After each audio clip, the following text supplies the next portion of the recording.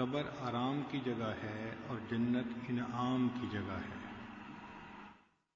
جو دنیا میں کام کرے گا وہ جنت میں انعام پائے گا۔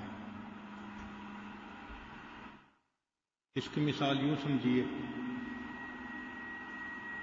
کہ ایسے ایک فوجی فوج کے اندر نوکری لیتا ہے تو اس کا مقصد ہی ہوتا ہے مشقتیں اٹھانا۔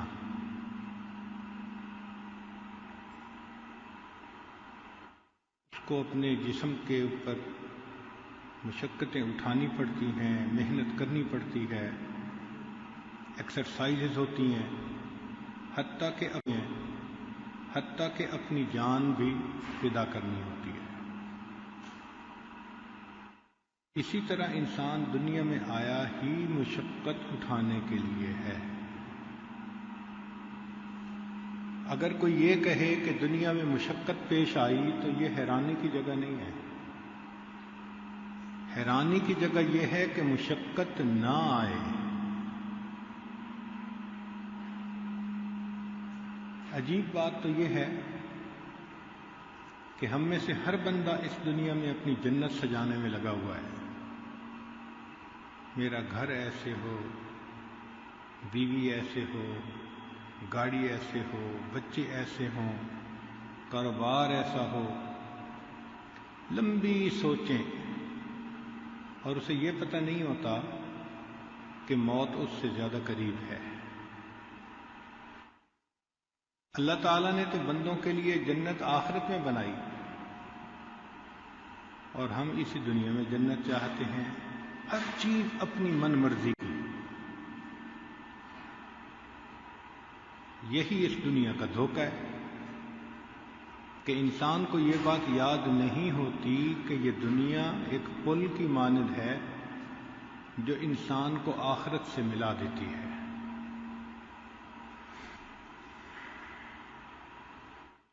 چنانچہ اس دنیا میں دو چیزیں انسان کے لیے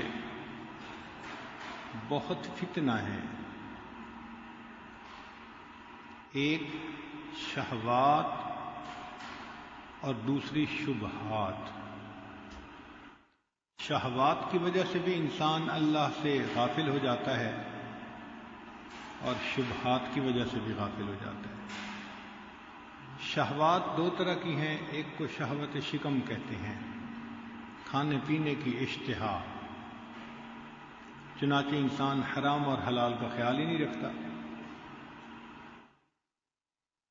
بس اس کو مزیدار چیز کھانی ہے، اس کے اندر کنٹینٹس کیا ہیں اس کا پتہ نہیں ہوتا، وہ کس پیسے سے خریدی اس کا احساس نہیں ہوتا،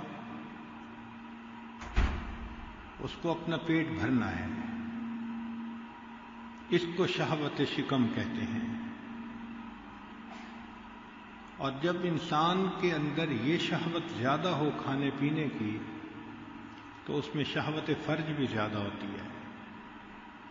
شہوت فرج کہتے ہیں جو جنسی خواہش ہوتی ہے، اس لیے روزے رکھنے سے وہ شہوت کم ہوتی ہے اور پیٹ بھر کر کھانے سے وہ شہوت بڑھ جاتی ہے۔ حتیٰ کہ انسان بڑھاپے کی عمر کو چلا جاتا ہے، اسے آخرت یاد نہیں ہوتی، اس کا جی چاہتا ہے پھر کسی کنواری لڑکی سے میری شادی ہو جائے۔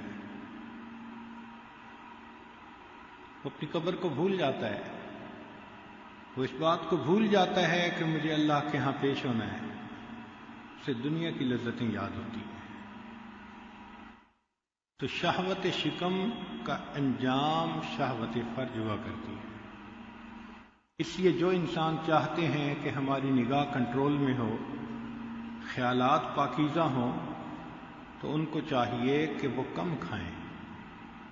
شریعت یہ نہیں کہتی کہ انسان کھانا پینا ہی چھوڑ دے، مگر یہ ضرور کہتی ہے کہ تم کم کھاؤ حتیٰ کہ تمہارے اوپر شہوت غلبہ نہ کرے۔ اس کی ترتیب یہ ہے کہ جب انسان پیٹ بھر کر کھاتا ہے تو اس پر غفلت غالب آ جاتی ہے۔ آپ نے دیکھا ہوگا پیٹ بھر کر کھانے سے نیند آتی ہے، غفلت کی قسم ہے، اور انسان پیٹ بھر کر کھا لیتا ہے، اس کا کوئی اور کام کرنے کو دل نہیں چاہتا. تو پیٹ بھر کر کھانے سے غفلت زیادہ، اور غفلت زیادہ ہونے سے پھر شہوت زیادہ ہوتی ہے. جب انسان کے اندر شہوت زیادہ ہوگی تو گناہ بھی زیادہ ہوں گے. جب گناہ زیادہ ہوں گے تو دل کے اوپر سیاہی بھی زیادہ ہوگی. جب دل سیاہ ہو جائے گا تو دل سخت بھی ہو جائے گا، اور یہی انسان کی بدبختی کی نشانی ہوتی ہے کہ اس کا دل سخت ہو جائے. تو کھانے کا تعلق انسان کے دل کی سختی کے ساتھ ہے. اللہ رب العزت نے انسان کے لیے جو ضرورت رکھی وہ بہت تھوڑی ہے. علماء نے لکھا ہے کہ اگر کوئی بندہ ایک کھجور کھائے تو 3 دن تک اس کو بھوک کی وجہ سے موت نہیں آ سکتی. ایک کھجور کے اندر اتنی نیوٹریشن ہوتی ہے. اس لیے ہمارے بعض بزرگ چند لقمے کھاتے تھے پورے دن کے اندر اور صحت کی زندگی گزارتے تھے. ہم لوگ عادتاً زیادہ کھانے کے عادی بن گئے ہیں. 2 روٹی کھا لینا، 3 روٹی کھا لینا، یہ عادت ہے ہماری، جسم کی ضرورت نہیں ہے. اور آپ کو معلوم ہونا چاہیے کہ ہم دن میں 3 دفعہ کھاتے ہیں. جاندار ایسے بھی ہیں کہ جو روزانہ بھی نہیں کھاتے. چنانچہ ایک جگہ ہم گئے جہاں لوگ شیروں کو پالتے تھے، تو انہوں نے بتایا کہ ہم ہفتے میں 1 مرتبہ اس کو گوشت ڈالتے ہیں، ہر اتوار کو. تو ہم نے پوچھا کہ کیا آپ کو گوشت مہنگا پڑتا ہے؟ کہنے لگے نہیں، اس کے کھانے کی ترتیب ہی یہی ہے، ہفتے میں 1 دفعہ کھاتا ہے. تو جانور تو ہفتے میں 1 دفعہ کھائیں اور انسان ایک دن میں 3 مرتبہ کھائے. اور 3 کے علاوہ بھی چائے کے ساتھ بسکٹ ہیں جی، فلاں جگہ گئے تھے تو آئس کریم کھا لی. تو ہم تو بہت زیادہ کھانے کے عادی ہیں. جتنا زیادہ کھائیں گے اتنا ذہنی صلاحیت کم ہوتی جائے گی.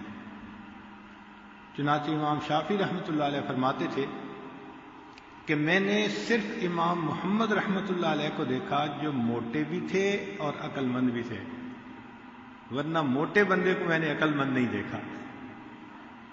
لگتا ہے کہ وہ چربی جیسے جسم پہ چڑھتی ہے وہ دماغ پہ بھی چربی چڑھ جاتی ہے.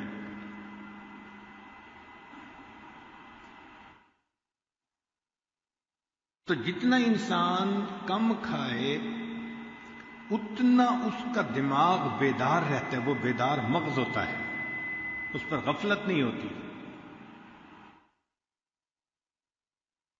تو زیادہ کھانے سے انسان پر شہوت زیادہ ہوتی ہے، اور تناسب کے ساتھ کھائے تو انسان کے خیالات پاکیزہ رہتے ہیں.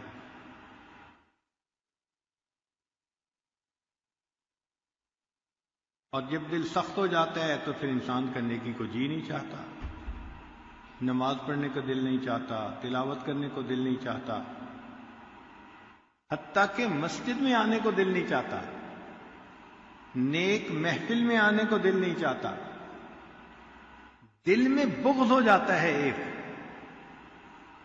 اور یہ بغض یہاں تک جاتا ہے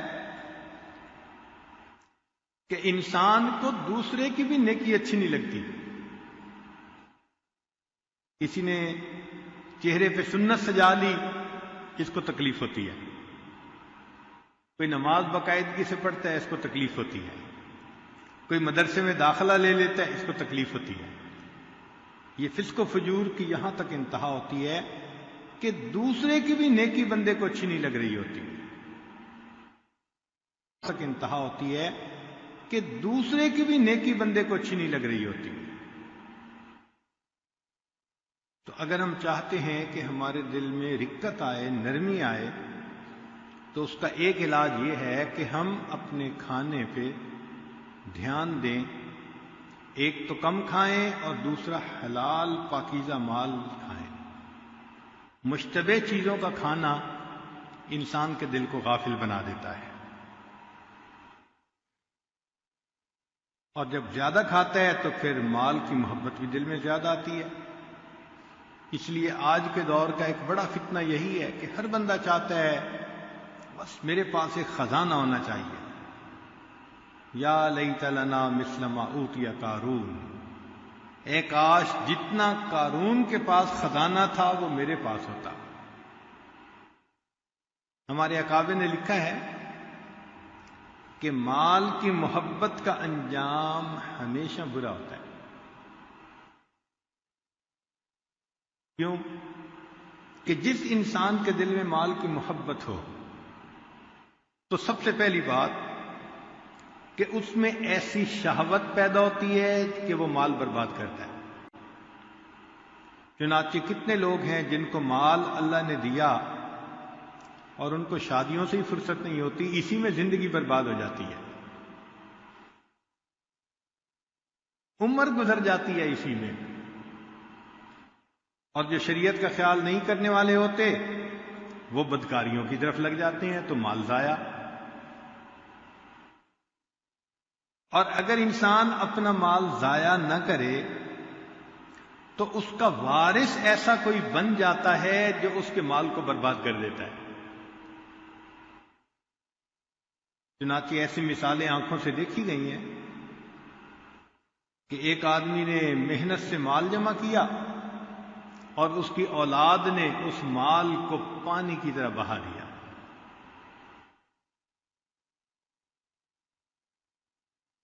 مشہور واقعہ ہے کہ ایک آدمی کی اتنی زمینیں تھیں کہ اس کی زمینوں میں ریلوے کے کئی اسٹیشن بنے ہوئے تھے اس کی اپنی زمین میں، اور اس نے شہر کے چوک میں کھڑے ہو کے کہا اپنے دوستوں کو کہ تم پریشان رہتے ہو آئے گا کہاں سے، اور میں پریشان رہتا ہوں لگاؤں گا کہاں پہ۔ اب اس کی یہ تکبر کا بول اللہ کو ناپسند آیا۔ نتیجہ کیا ہوا کہ بیمار ہوا اور چند دنوں کے بعد دنیا سے چلا گیا۔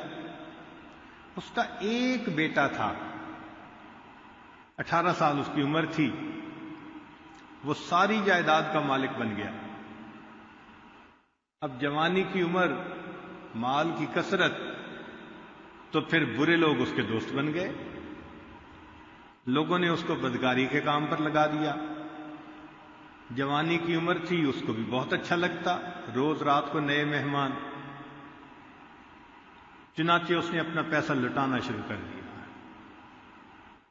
جب 2-4 سال اس نے خوب جی بھر کر اپنی جوانی کو برباد کیا تو کسی نے اس کو بیرون ملک کا راستہ دکھا دیا،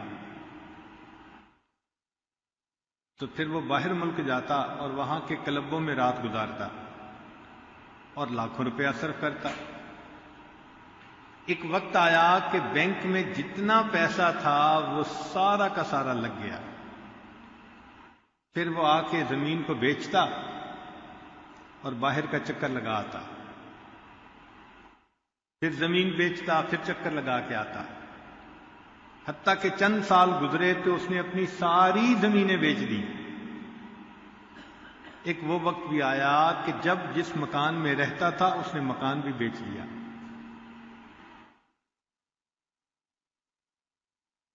پھر اس پر ایسی حالت آئی اس لڑکے پر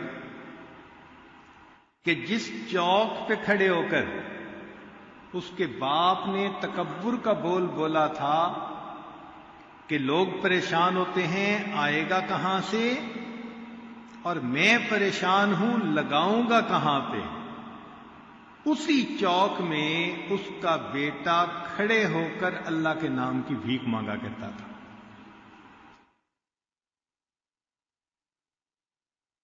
تو جو اس انسان کے دل میں مال کی محبت ہو، یا تو خود شہوتوں کے ذریعے مال برباد کر دیتا ہے، ورنہ اولاد ایسی ملتی ہے کہ وہ اس کا مال برباد کر دیتی ہے۔ تیسرا، اس کا مال اکثر اینٹ گارے میں ضائع ہو جاتا ہے، محلات بنتے ہیں، کروڑوں روپیہ اینٹ گارے میں لگ جاتا ہے، یا پھر اس پر ایسا ظالم حکمران مسلط ہوتا ہے جو اس کے مال کو چھین لیتا ہے۔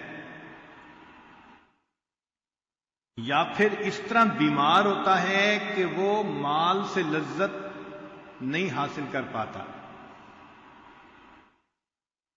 یا پھر اس کا مال ایسی جگہ لگتا ہے جہاں سے واپسی ممکن ہی نہیں ہوتی، کاروبار میں ڈالا ڈوب گیا پیسہ، کروڑوں پتیوں کے کروڑوں ڈوبتے ہیں۔ تو مال کی محبت کا انجام بالآخر برا ہی ہوتا ہے۔ اور یہ ذہن میں رکھیں کہ مال اکیلا نہیں آتا، جب بھی آتا ہے اپنے ساتھ وبال کو لے کے آتا ہے۔ تو ہمیں چاہیے کہ ہم اللہ تعالیٰ سے ایسا مال مانگیں جو وبال سے پاکیزہ ہو۔ کتنے لوگ ہیں مال تو ان کو مل جاتا ہے، اولاد نافرمان بن جاتی ہے، بیوی نافرمان بن جاتی ہے، گھر کے لوگوں میں سے بیماری نہیں جاتی، ایسے مال کو کیا کرنا ہے؟ مال وہ جو سکون کا ذریعہ ہو اور شریعت پہ چلنے میں معاون بنے، ایسا مال اللہ سے مانگنا چاہیے۔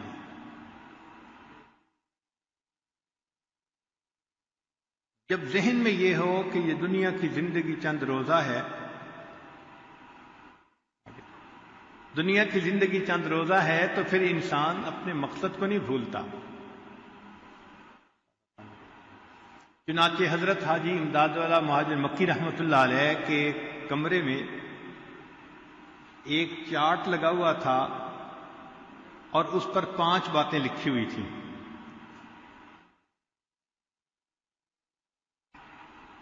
پہلی بات یہ لکھی ہوئی تھی کہ دنیا کے لیے اتنی محنت کرو جتنا تمہیں یہاں رہنا ہے۔ یہ پہلی بات لکھی ہوئی تھی کہ دنیا کے لیے اتنی محنت کرو جتنا تمہیں دنیا میں رہنا ہے۔ دنیا کی زندگی کتنی ہے؟ نبی علیہ السلام نے ارشاد فرمایا میری امت کی عمریں بین 70 و 60، 60-70 کے درمیان۔ ایسا بھی ہوگا کہ بچہ پیدا ہوتے ہی مرے گا، ایسا بھی ہوگا کہ 100 سال کا ہو کے مرے گا، لیکن ایوریج نکالیں گے تو 60-70 کی ایوریج، تو 60-70 کی تو ٹوٹل عمر ہے۔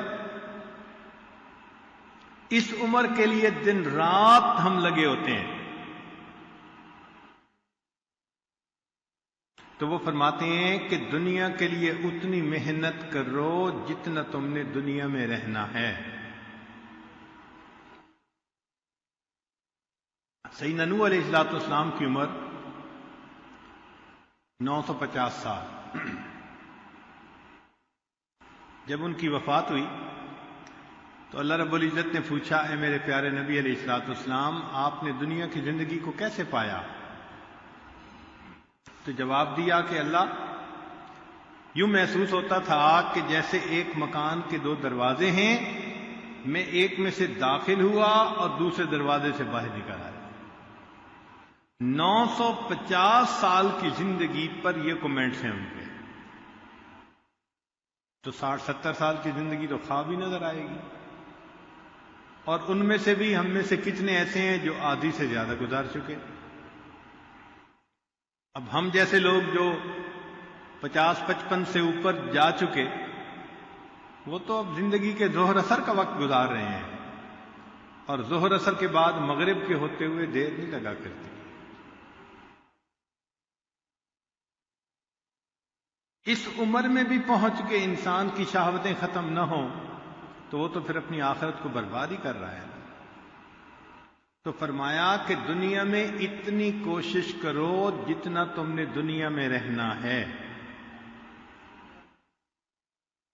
دنیا میں ہمیشہ تو کوئی نہیں رہے گا۔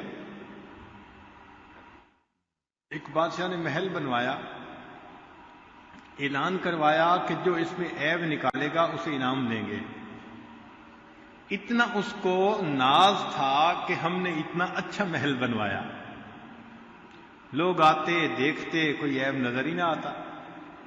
ایک فقیر گزرا ادھر سے، اس نے کہا کہ مجھے اس میں عیب نظر آتے ہیں۔ لوگ پکڑ کے بادشاہ کے پاس لے آئے۔ بادشاہ سلامت نے پوچھا تم کیا کہتے ہو؟ کہ بادشاہ سلامت اس میں 2 عیب ہیں۔ اس نے کہا کون سے؟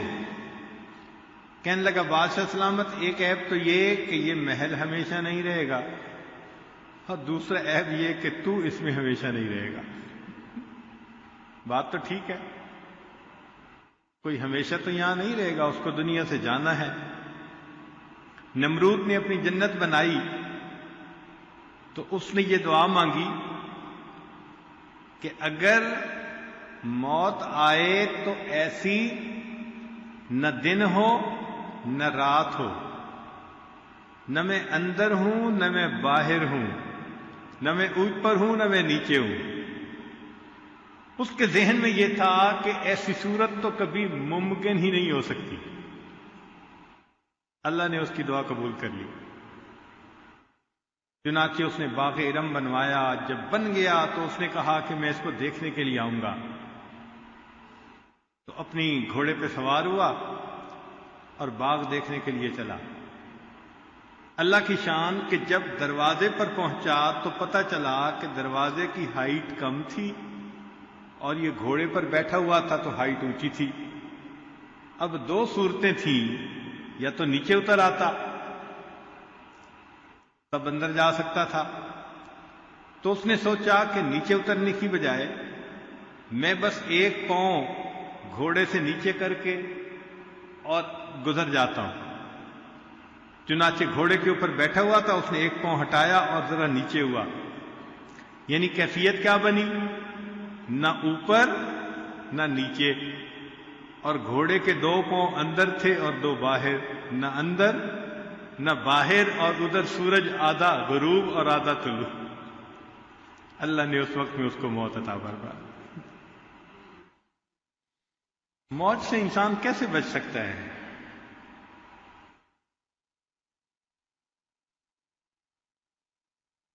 دنیا میں لوگوں نے تاج محل بنائے، چلے گئے، احرام مصر بنائے، ہزاروں مزدوروں نے کام کیا، دنیا کا عجوبہ کہلواتا ہے، چلے گئے سارے، کوئی بچا تو نہیں نا آخر۔ تو دنیا کی زندگی عارضی ہے اور بالآخر انسان کو چلے جانا ہے۔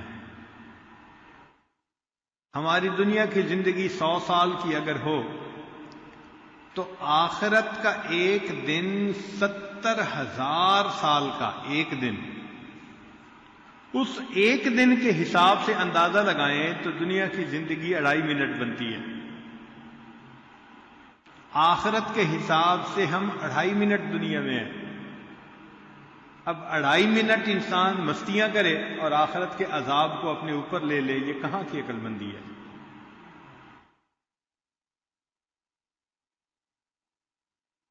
پہلے وقتوں میں عمریں زیادہ ہوتی تھیں،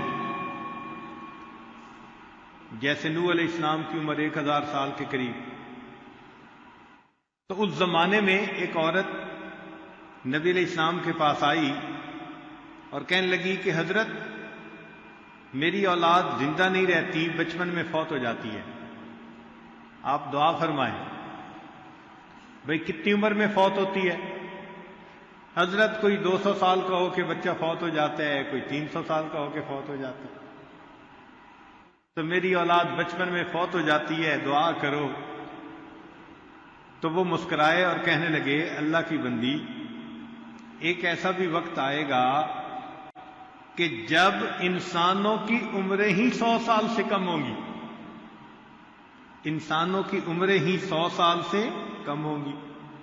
تو وہ حیران ہو کے پوچھنے لگی کہ اے اللہ کے نبی علیہ السلام، جن لوگوں کی عمریں 100 سال سے کم ہوں گی وہ رہنے کے لیے گھر بنائیں گے؟ جب عمر ہی 100 سال سے کم ہے تو کیا دنیا میں رہنے کے لیے گھر بنائیں گے؟ انہوں نے فرمایا ہاں گھر بنائیں گے، بیاہ شادی کریں گے۔ تو اس نے ٹھنڈی سانس لی۔ تو انہوں نے پوچھا کہ ٹھنڈی سانس کیوں لی؟ کہنے لگی میں اگر اس وقت ہوتی جب عمریں ہی 100 سال سے کم ہوتی، میں اتنا وقت تو ایک سجدے میں گزار دیتی، اتنا وقت تو میں ایک سجدے میں ہی گزار دیتی۔ اتنی تھوڑی تو زندگی ہے، اور ہماری آنکھوں کے سامنے جنازے اٹھتے ہیں، گھر سے جنازے اٹھتے ہیں، ہمسائے سے اٹھتے ہیں، محلے سے اٹھتے ہیں، پھر ہم اپنی موت کو بھول جاتے ہیں۔ تو فرمایا کہ دنیا کے لیے اتنی محنت کرو جتنا تمہیں دنیا میں رہنا ہے، اور دوسری بات فرمائی کہ آخرت کے لیے اتنی محنت کرو جتنا تمہیں وہاں رہنا ہے۔ تو آخرت میں انسان کتنا رہے گا؟ ہمیشہ ہمیشہ ہمیشہ ہمیشہ۔ امام غزالی رحمۃ اللہ علیہ نے ایک اچھے انداز سے مثال سے بات سمجھائی ہے۔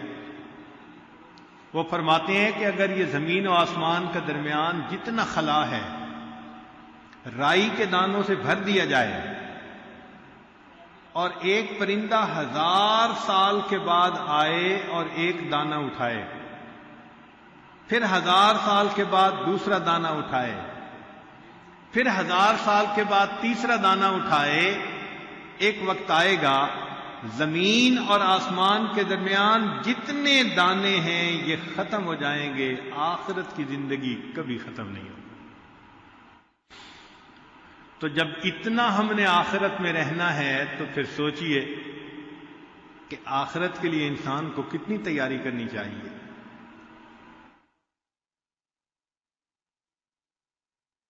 اس لیے نبی علیہ السلام نے فرمایا اہل جنت کو کسی بات پہ حسرت نہیں ہوگی سوائے ان لمحات کے جو دنیا میں انہوں نے غفلت کے اندر گزارے ہوں گے۔ ایک حدیث پاک میں ہے کہ انسان جب نیک اعمال کرتا ہے تو فرشتے اس کے لیے جنت میں محل بنانا شروع کر دیتے ہیں، پھر کام روک دیتے ہیں تو دوسرے فرشتے پوچھتے ہیں کہ تم نے کام کیوں روکا؟ وہ کہتے ہیں کہ ہمارے پاس را مٹیریل ختم ہو گیا ہے، کیونکہ یہ بندہ پہلے عبادت کر رہا تھا، محل بن رہا تھا، عبادت ختم کر دی تو محل بننا بند ہو گیا۔ اس کا مطلب یہ کہ ہم دنیا میں جو نیک اعمال کرتے ہیں ان کے ذریعے اللہ آخرت میں ہماری جنت بنا رہے ہوتے ہیں۔ تو انسان کو چاہیے کہ خوب نیکی کرے، بھاگ بھاگ کے نیکی کرے، نیکی کر کر کے تھکے اور تھک تھک کے پھر نیکی کرے، تاکہ اللہ اس کے لیے آخرت کو اچھا بنا دے۔ آج تو جو آدمی آخرت کی تیاری میں لگا ہو تو لوگ کہتے ہیں جی اس نے تو اپنی زندگی تباہ کر لی، اس نے تو اپنی زندگی تباہ کر لی، حالانکہ آخرت تو اصل ہے۔ دنیا کی زندگی تو بالآخر ڈھلتی چھاؤں ہے، چلی جائے گی۔ ہم نے بچپن میں کتابوں میں ایک واقعہ پڑھا تھا کہ ایک ملک تھا جس میں کئی جزیرے تھے، ایک جزیرے پہ آبادی تھی اور دور جزیرہ تھا اس کے اوپر سکول تھا۔ تو بچے یہاں کشتی کے ذریعے اپنے سکول روزانہ جاتے تھے۔ ایک دن ان بچوں کے دل میں شرارت آئی تو انہوں نے سوچا کہ یہ جو بوڑھا ہے نا ملاح، ہم اس کے ساتھ مذاق کریں۔ تو ان میں سے ایک نے پوچھا ملاح سے کہ آپ نے میتھمیٹکس پڑھا ہوا ہے؟ اس نے کہا نہیں۔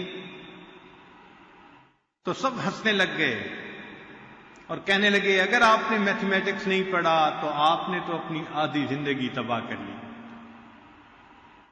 پھر تھوڑی دیر کے بعد دوسرے کی باری آئی، اس نے پوچھا کہ بابا جی آپ نے فزکس پڑھی ہے؟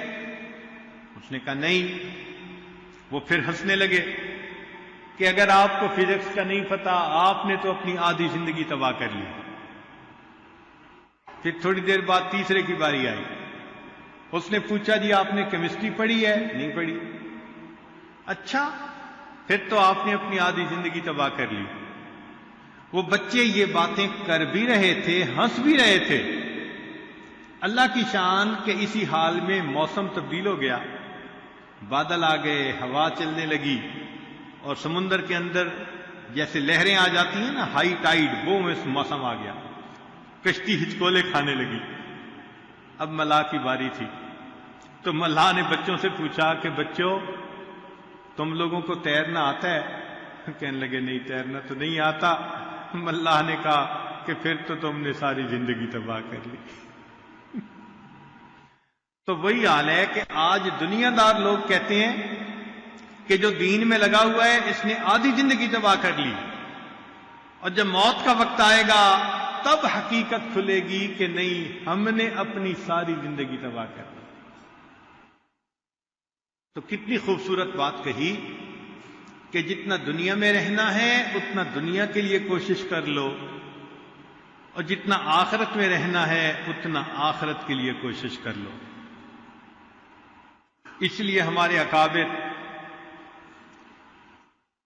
اتنی عبادت کرتے تھے کہ جب رات سونے کے لیے بستر پہ جاتے تو تھکے ہوئے اونٹ کی طرح چل رہے ہوتے تھے، پاؤں گھسیٹ گھسیٹ کے، اتنی عبادت کرتے تھے۔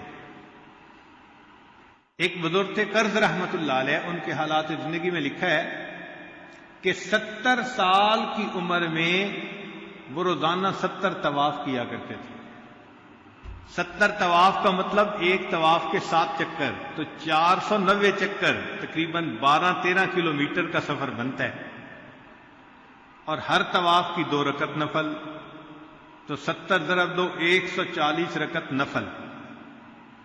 ذرا 140 رکعت نفل پڑھ کے دیکھیں نا حالت کیا ہوتی ہے۔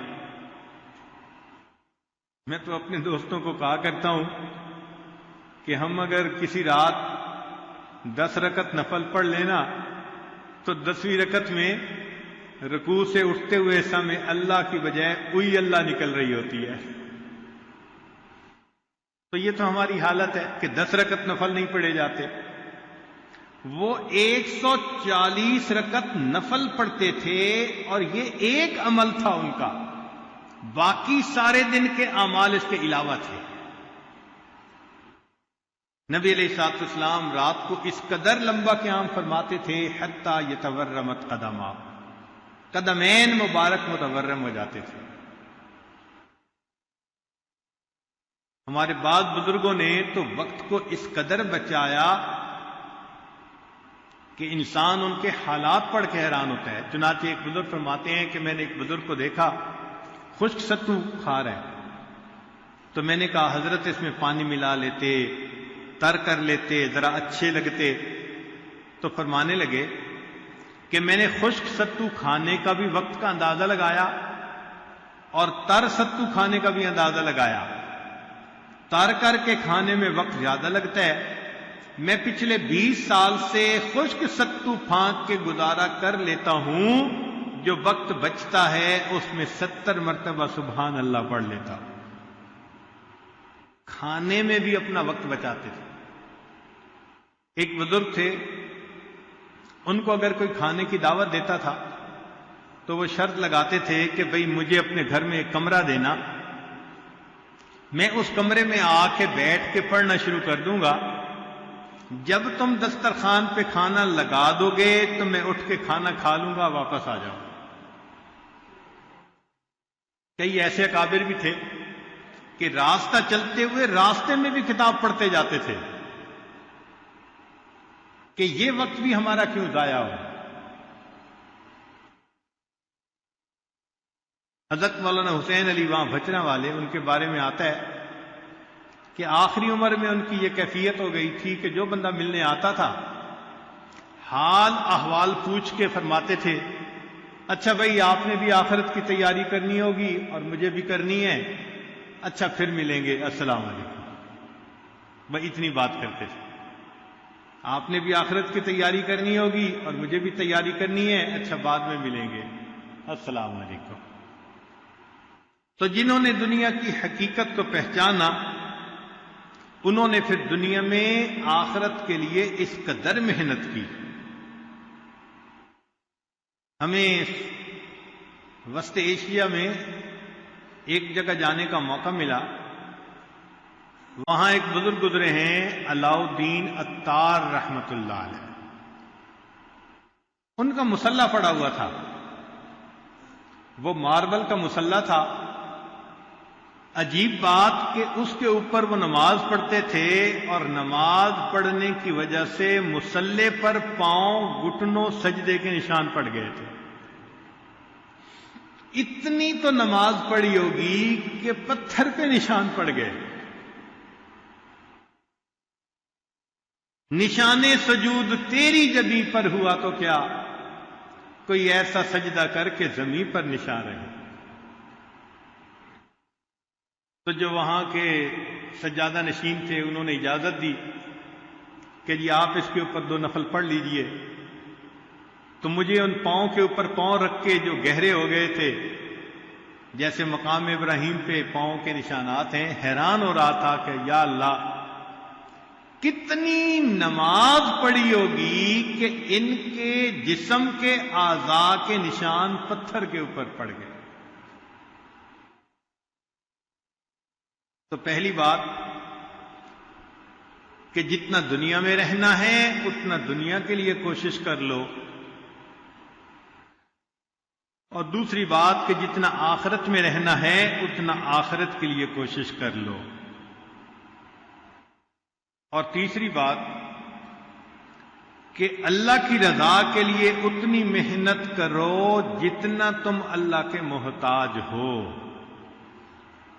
تو بھئی ہم تو اللہ کے بہت محتاج ہیں، اس لیے اللہ کی رضا کو حاصل کرنے کے لیے ہمیں پوری کوشش کرنی چاہیے۔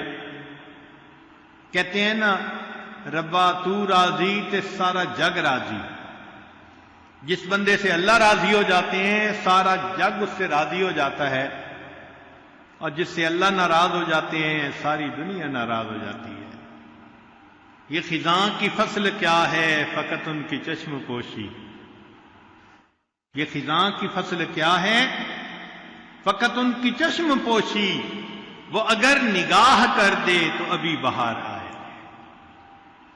جب رحمت کی نظر ہٹ جاتی ہے تو بس انسان کی زندگی میں خزاں آ جاتی ہے، جب اللہ کی رحمت کی نظر ہو جاتی ہے تو زندگی میں بہار آ جاتی ہے۔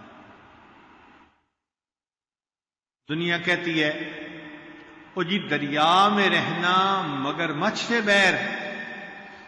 اس کا مطلب کیا کہ اگر دریا میں رہنا ہو تو مگر مچھ کے ساتھ بیر اچھا نہیں ہوتا، تو بھئی دنیا میں رہنا اور دنیا کے بنانے والے سے بیر، یہ کیسے ہو سکتا ہے؟ تو ہمیں اللہ تعالیٰ کو راضی کرنے کی اتنی کوشش کرنی چاہیے جتنا ہم اللہ کی رضا کے محتاج ہیں۔ جب اللہ تعالیٰ کسی بندے سے خفا ہوتے ہیں تو پھر اس کو تگنی کا ناچ نچا دیتے ہیں، سونے کو بھی ہاتھ لگاتے ہیں تو مٹی بن جاتی ہے، ذلتیں ملتی ہیں، انسان گھر بیٹھے بٹھائے ذلیل ہو جاتا ہے۔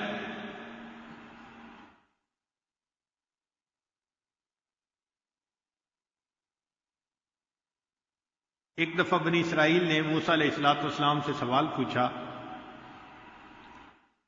حضرت ہمیں کیسے پتہ چلے کہ اللہ تعالیٰ ہم سے راضی ہیں؟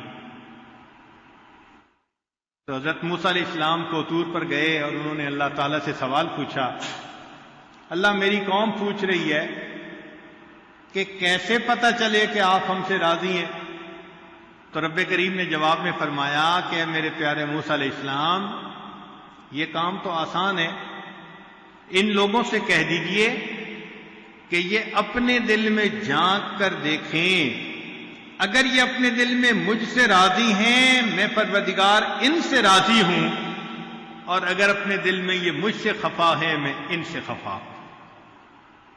چنانچہ آج کتنے لوگ ہیں جو اپنے حالات میں اللہ سے راضی ہوتے ہیں، شکوے، یہ نہ ملا، یہ نہ دیا، ایسا نہ ہوا، ایسا نہ ہوا۔ اگر ہمارے دل میں شکوے ہیں تو اس کا مطلب اللہ کے ہاں بھی ہمارا وہ مقام نہیں ہو سکتا۔ چوتھی بات، صرف اسی سے مانگو جو کسی کا محتاج نہیں۔ تو بھئی اللہ تعالیٰ ہی کی ذات ہے جو کسی کی محتاج نہیں، باقی مخلوق تو سب محتاج ہے، جس سے بھی مانگیں گے وہی محتاج ہوگا۔ تو محتاج سے کیا مانگنا؟ کہتے ہیں کہ ایک آدمی تھا تو وہ گیا بادشاہ کے دروازے پر، تو کسی نے کہا بھئی ذرا صبر کرو کہ بادشاہ سلامت نماز پڑھ رہے ہیں۔ وہ رک گیا، تھوڑی دیر بعد پوچھا بھئی اب فارغ ہوئے؟ کہنے لگا نہیں ابھی وہ دعا مانگ رہے ہیں۔ تو اس نے دل میں سوچا کہ جب خود بادشاہ ہی اللہ سے مانگ رہا ہے تو میں اس بادشاہ کے دروازے کے مانگنے کے لیے کیوں آیا؟ مجھے بھی چاہیے میں بھی اللہ سے مانگوں۔ تو فرمایا کہ صرف اسی سے مانگو جو کسی کا محتاج نہیں۔ اکثر ہی دیکھا ہے کہ جو لوگ مخلوق سے امیدیں لگاتے ہیں ان کی امیدیں ٹوٹ جاتی ہیں۔ برا وقت آنے پہ کوئی ساتھ نہیں دیتا الا ماشاء اللہ۔ جب وقت بدلتا ہے نا لوگوں کی نگاہیں بھی بدل جاتی ہیں۔ اس لیے خوشیاں آتی ہیں تو تقسیم کرنے والے کئی ہوتے ہیں، جب غم آتا ہے تو جھیلنے کے لیے انسان اکیلا ہوتا ہے۔ تو فرمایا کہ صرف اسی سے مانگو جو کسی کا محتاج نہیں۔ اور آخری بات فرمایا کہ گناہ اتنا کرو جتنا عذاب سہنے کی طاقت ہے۔ بھئی ہم میں تو عذاب سہنے کی طاقت بالکل ہی نہیں ہے۔ ہم سے تو دھوپ کی گرمی برداشت نہیں ہوتی، بھلا جہنم کی گرمی کہاں برداشت ہوتی۔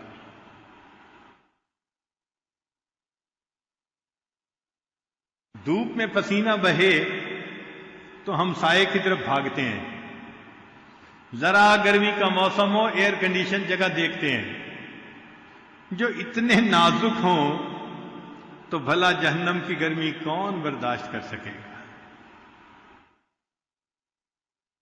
قیامت کے دن جس بندے کو سب سے کم عذاب ہوگا، حدیث پاک میں آتا ہے کہ اس کو آگ کے بنے ہوئے 2 جوتے پہنا دیں گے۔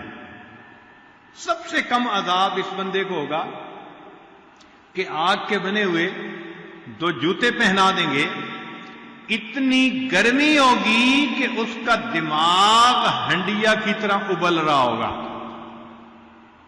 2 جوتے پہنانے کی گرمی اتنی، اور جس کو جہنم کی آگ میں ہی ڈال دیں گے اس کا کیا حشر ہوگا؟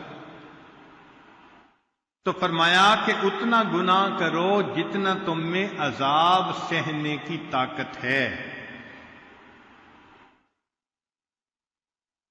ہم سے تو 2 بندوں کے سامنے کی شرمندگی برداشت نہیں ہوتی، 2 بندوں کے سامنے کوئی ڈانٹ پلا دینا تو ہم سے یہ غم نہیں برداشت ہوتا، اور جی انہوں نے لوگوں کے سامنے مجھے ذلیل کیا۔ اور قیامت کے دن تو ساری مخلوق ہوگی، ان کے سامنے انسان کے پول کھلیں گے، تو پھر اس دن کی ذلت کون برداشت کر سکے گا؟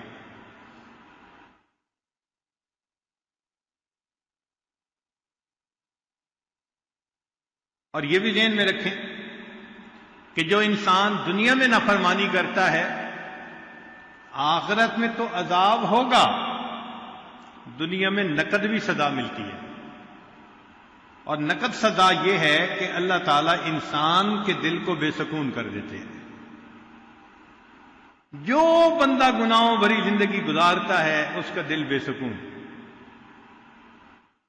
یہ امیروں وزیروں کی زندگیوں کو ذرا قریب سے دیکھو، ایئر کنڈیشن کمرے،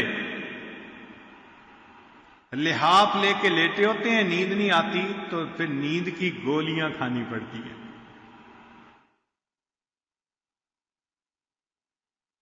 ہم نے ایک مرتبہ مسجد کا لنٹر ڈالنا تھا تو گرمی کا موسم تھا، تو ظہر کے وقت ہم نے چھٹی کی 1 گھنٹہ کے لیے کہ سب لوگ کھانا کھا لیں، کچھ آرام کر لیں، نماز پڑھ لیں، دوبارہ کام شروع کریں گے۔ تو جب ہم اوپر سے ذرا نیچے اترے تو ہم نے دیکھا کہ کنکریٹ کا ڈھیر ہے، اور ایک مزدور کنکریٹ کے ڈھیر کے اوپر وہیں گرمی میں لیٹا ہوا سویا ہوا تھا۔ گرم کنکریٹ، جولائی کا مہینہ، اتنا پسینہ، کنکریٹ کے اوپر سویا ہوا ہے۔ سبحان اللہ، ہم اسے دیکھ کے حیران ہوئے، کتنی تسکین ہے وابستہ تیرے نام کے ساتھ، نیند کانٹوں پہ بھی آ جاتی ہے آرام کے ساتھ۔ تو ایسے بھی لوگ ہیں کہ گرمی کے موسم میں کنکریٹ پہ سوئے ہوئے ہیں، اور ایسے بھی ہیں کہ ایئر کنڈیشن کمروں میں لحافوں میں نیند نہیں آتی۔ اس کی وجہ کیا کہ ان کے دل بے سکون ہوتے ہیں، دلوں سے سکون نکال لیا جاتا ہے اور ایک خوف دل میں ڈال دیا جاتا ہے۔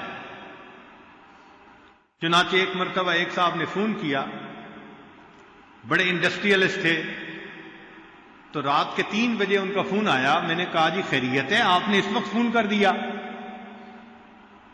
کہنے لگے کہ اتنا مال پیسہ ہے کہ اگر میں حساب لگانے کا ارادہ کروں تو میرے اکاؤنٹس برانچ والوں کو 1 مہینہ چاہیے،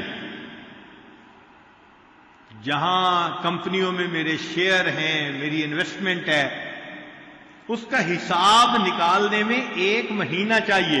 اتنے پیسے ہیں، جو چاہتا ہوں کھاتا ہوں، جہاں چاہتا ہوں سوتا ہوں، پتہ نہیں کیا بات ہے، مجھے رات کو نیند نہیں آتی۔ تو پھر میں نے کہا کہ جناب آپ کے پاس مال اس سے 10 گنا زیادہ بھی ہو جائے، آپ کو نیند نہیں آئے گی، اس لیے کہ جن کاموں سے نیند آنی تھی آپ کی زندگی ان کاموں سے خالی ہے۔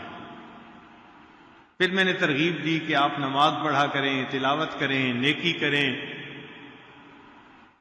یہ وہ چیزیں ہیں کہ جن سے اللہ تعالیٰ آپ کی زندگی میں سکون، دل کو سکون عطا فرما دیں۔ تو گناہوں کی ایک مصیبت یہ بھی ہے کہ اسی دنیا میں انسان کو اس کی سزا مل جاتی ہے۔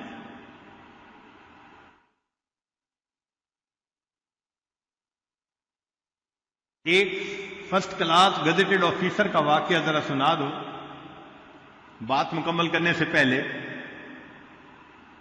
ایک صاحب تھے، گریڈ 21-22 کے وہ آفیسر تھے، کروڑوں پتی، رشوت کا مال خوب جمع کیا تھا۔ اللہ کی شان کہ اس نے ایک جگہ پر کوٹھی بنائی، اور کوٹھی مسجد کے بالکل قریب تھی۔ جب وہ وہاں شفٹ ہوئے تو رات کو سوئے ہوئے تھے کہ فجر کی اذان دی مؤذن نے، تو جب سپیکر پہ اذان ہوئی تو اس کی آنکھ کھل گئی۔ تو یہ بڑا غصے ہوا کہ مولوی صاحب نے میری نیند خراب کر دی۔ اگلے دن اس نے مؤذن کو بلوایا اور اس کو ڈانٹا کہ میں اس وقت سویا ہوا ہوتا ہوں اور میری نیند خراب ہوتی ہے، تم آئندہ کے بعد سپیکر پہ اذان مت دیا کرو۔ وہ مؤذن بیچارہ، اس نے لوگوں کو بتایا کہ جی میں فجر کی اذان تو سپیکر میں نہیں دے سکتا، یہ صاحب منع کرتے ہیں۔ محلے کے جو بوڑھے تھے انہوں نے کہا کہ بھائی مسلمانوں کا ملک ہے، ہم بوڑھے لوگ تو گھڑی سے وقت بھی نہیں دیکھ سکتے، ہم تو اذان کے انتظار میں ہوتے ہیں کہ اذان آئے تو ہم مسجد پہنچیں۔ تو میاں آپ اذان دو، ان کو بتا دو کہ اگر ان کو بری لگتی ہے تو یہ گھر کہیں اور بنا لیں، مسجد کے ساتھ گھر کیوں بنایا؟ اگلے دن مؤذن نے پھر اذان دی، بڑا غصہ آیا۔ اسی وقت اٹھ کے یہ بندہ مسجد میں آیا اور اس نے آ کے مؤذن کو ایک تھپڑ لگایا۔ تجھے میں نے کہا تھا کہ تو نے اذان نہیں دینی سپیکر پہ، تو نے کیوں اذان دی؟ میری نیند خراب کر دی۔ بس اس کا یہ تکبر تھا کہ اللہ تعالیٰ کی اس پر پکڑ آ گئی۔ کیا ہوا کہ چند دنوں کے بعد اس پر فالج کا اٹیک ہوا اور اس کے دونوں ہاتھ یوں سینے کے ساتھ لگ گئے۔ جب دونوں ہاتھ سینے کے ساتھ لگ گئے تو دفتر والوں نے چھٹی، نوکری سے نکال دیا۔ بہت پیسہ خرچ کیا مگر ٹھیک نہ ہوا، گھر آ گیا۔ اب اللہ تعالیٰ کی شان کہ تھوڑے دنوں کے بعد سیکنڈ اٹیک ہوا اور اس کے جو نیچے کی ٹانگیں تھیں نا وہ بھی ساتھ لگ گئی۔ دونوں ہاتھ دونوں ٹانگوں پہ پھالے، یہ گوشت کا لوتھڑا، زندہ لاش۔ بیوی خدمت کرتی، بچے خدمت کرتے، مگر اس کا مزاج تو شاہانہ تھا نا، افسرانہ مزاج تھا۔ ذرا ذرا سی بات پہ دوسرے کو گالیاں نکالنا، ڈانٹنا، یہ روز کا معمول تھا۔ گھر میں بھی یہی سلسلہ کہ بیوی سے ذرا کسی چیز کے لانے میں دیر ہوئی تو گالیاں نکالنی شروع کر دی۔ اب بیوی بھی پریشان، بچے بھی پریشان۔ اس نے ایک دن کہا بھی صحیح کہ دیکھیں ہم 24 گھنٹے آپ کی خدمت میں لگے رہتے ہیں اور آپ پھر مجھے بچوں کے سامنے گالیاں نکالتے ہیں، ذلیل کرتے ہیں، تو آپ ایسا نہ کیا کریں۔ اس نے اور گالیاں نکالی۔ جب گالیاں نکالی تو بیوی کو غصہ آیا، اس نے بچوں کو لیا اور لے کے وہ میکے چلی گئی۔ اکیلا پڑا ہوا ہے۔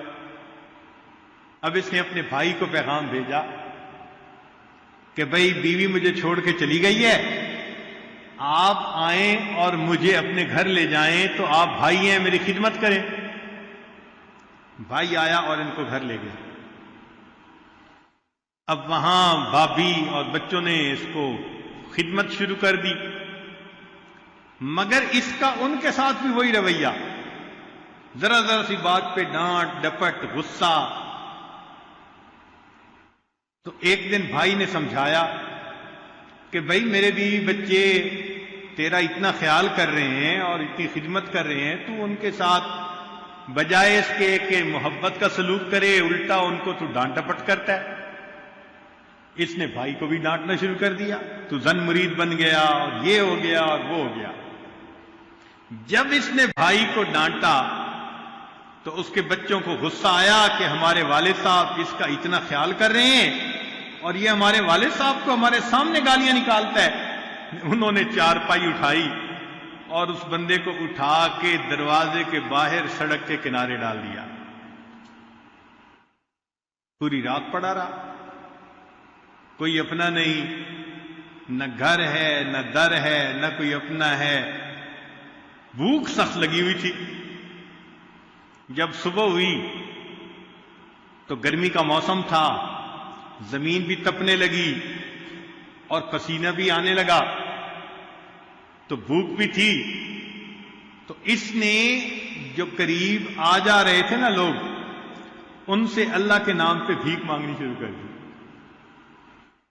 کہ اللہ کے لیے مجھے کوئی کھانا دے دے، میں بہت بھوکا ہوں، میں کچھ نہیں کھایا۔ ایک نوجوان آیا اور اس نے آ کے کچھ 10 روپے دینے۔ اس نے کہا میں پیسے کو کیا کروں گا، آپ کھانا لائیں اور مجھے کھلائیں۔ انہوں نے کہا بھائی میں نے تو کالج پہنچنا ہے وقت پہ، تو میرے پاس ٹائم نہیں ہے، میں جا رہا ہوں۔ ایک اور آدمی آیا، اس نے اس کو پیسے دینے لگے۔ اس نے کہا بھائی مجھے تو روٹی چاہیے۔ وہ گیا اور قریب ہوٹل سے روٹی لے کے آیا اور اس کو کہا کہ بھئی روٹی لے لو۔ یہ کہنے لگا بھئی مجھے کھلاؤ۔